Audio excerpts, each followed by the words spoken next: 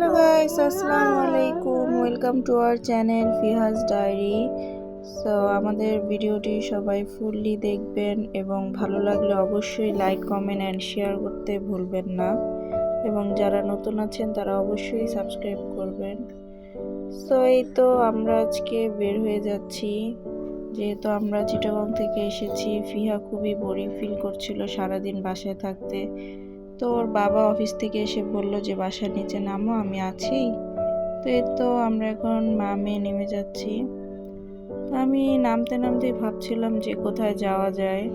তো ভাবলাম যে রেস্টুরেন্টে যাওয়া যায়। তো এই তো ফিহা, যেহেতু বাহিরে অনেক শীত, তাই ফিহাকে একদম ফুললি প্যাকেট করে ফেলেছি যাতে ফিহার একটু ঠান্ডা না লাগে। তো এই তো আমরা মা মেয়ে নিচে চলে আসলাম। তো এখন আমরা চলে গেলাম রেস্টুরেন্টে। এর মধ্যে আর দেখাইনি, ভিডিও করতে আসলে ভুলে গিয়েছিলাম যে আমরা যখন আসতেছিলাম রেস্টুরেন্টে। যাই হোক, তো এই তো রেস্টুরেন্টে চলে এসেছি। আমাদের বাসারই খুবই কাছে একটা রেস্টুরেন্ট।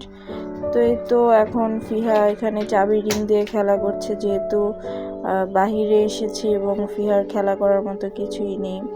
ওর তো সময় কাটানো লাগবে, তাই আমি ওকে চাবি রিং দিয়েছি, ওর বাবা ওকে চাবি রিং দিয়েছে। তো এই তো সবাই অবশ্যই ফিয়াকে দেখে মাশাআল্লাহ বলবেন। আর এছাড়াও বাচ্চাদেরকে সবসময় একটু বাহিরে নিয়ে যাওয়া উচিত, এতে করে বাচ্চাদের বিকাশ হয় এবং বাচ্চারা বাহিরে পরিবেশের সাথেও খাপ খাওয়াতে পারে। তো এই তো এখানে আমি ফিয়ার সাথে খেলা করছিলাম, যার কারণে ও আর কি হাততালি দিচ্ছিল। তো এই তো এর মধ্যে, আচ্ছা আমি মনে হয় তো এই তো কথাটা অনেকবার বলতেছি, সরি। ওকে, যে দেন আমি ভাবলাম যে মেনু কার্ডটা দেখিয়ে যে আপনারা দেখে নিতে পারেন। ওদের প্রাইস খুবই রিজনেবল ছিল ওদের খাবারের প্রাইস, এবং ওদের খাবারের টেস্টও খুব ভালো ছিল। এলাকার মধ্যে হওয়ার পরেও ওদের খাবারের টেস্ট খুবই ভালো ছিল। যাই হোক, তো এখন ফিয়ার বাবা এখানে, ফিয়ার যেহেতু প্যাম্পাস শেষ হয়ে গিয়েছিল, তো প্যাম্পাস কিনে নিয়ে আসলো, এবং মেয়ে বাবা আসার পরেই বলছিল যে মাম খাবে। তো এই তো সে মাম খাচ্ছে,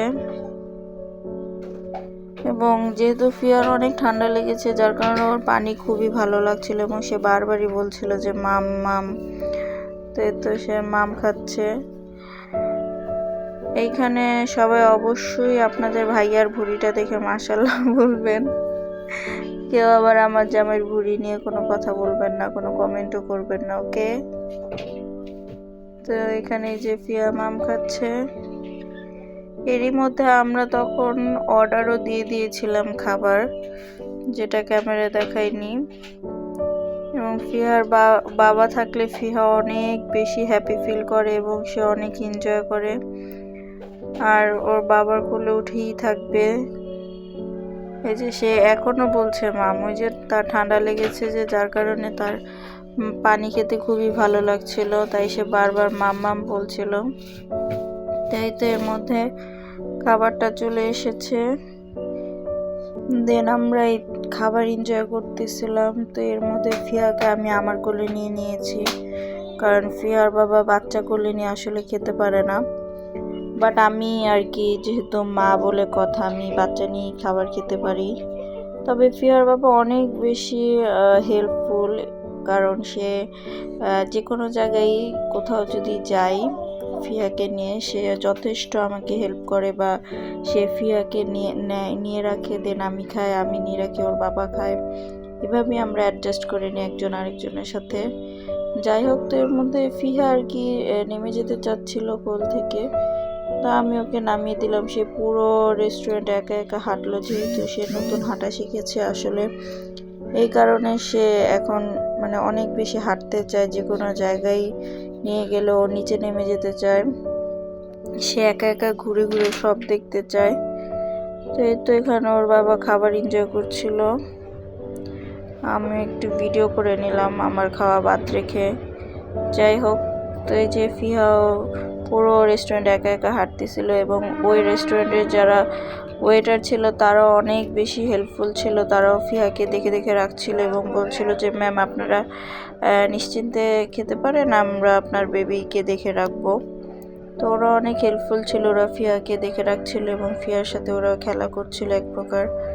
তো যাই হোক, আর এই তো আমাদের খাওয়া দাওয়া শেষ, এখন আমরা বের হয়ে যাব। তো এই তো আজ এই পর্যন্তই। আপনাদের ভালো লাগলে অবশ্যই আপনারা লাইক কমেন্ট করতে ভুলবেন না এবং অবশ্যই আপনারা শেয়ার করে দিবেন এবং যারা নতুন আছেন তাদেরকে সাবস্ক্রাইব করার জন্য অনুরোধ করছি। এই তো ভাইয়াটা যাওয়ার সময় ফিয়াকে আদর করছিল। যাই হোক, রেস্টুরেন্টটা অনেক সুন্দর ছিল এবং এই যে বাহিরে ফটো তোলার জন্য ওরা সুন্দর আর্ট করেছে। তো ভালো লাগলে অবশ্যই সবাই লাইক করবেন, পাশে থাকবেন। আসসালামু আলাইকুম।